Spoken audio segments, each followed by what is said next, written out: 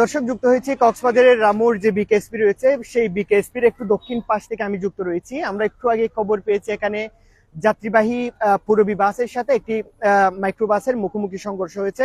এই মুখোমুখি সংঘর্ষের মধ্যে বেশ কয়েকজন আহত হয়েছে। আমরা আসলে রামু থানার যেই হাইওয়ে থানার ওসি যিনি রয়েছে তার সাথে আমরা কথা বলেছিলাম। তিনি আসলে আমাদেরকে যেমনটি জানিয়েছেন এখনো পর্যন্ত নিহতের খবর পাওয়া যায়নি, তবে আশঙ্কাজনক অবস্থায় বেশ কয়েকজনকে স্থানীয় রামু উপজেলা স্বাস্থ্য কমপ্লেক্স এবং যেই কক্সবাজার সদর হসপিটাল থেকে শুরু করে স্থানীয় যেই হসপিটাল গুলো রয়েছে সেখানে প্রেরণ করা হয়েছে।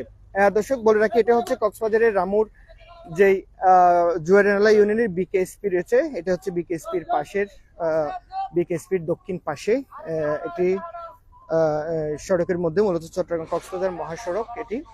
এখানে একটু আগেই যাত্রীবাহী পূরবী বাসের সাথে মাইক্রোবাসের মুখোমুখি সংঘর্ষ এবং এখানে বেশ কয়েকজন আহত হয়েছে। তাদেরকে কক্সবাজার সদর হসপিটাল এবং স্বাস্থ্য কমপ্লেক্সে প্রেরণ করা হয়।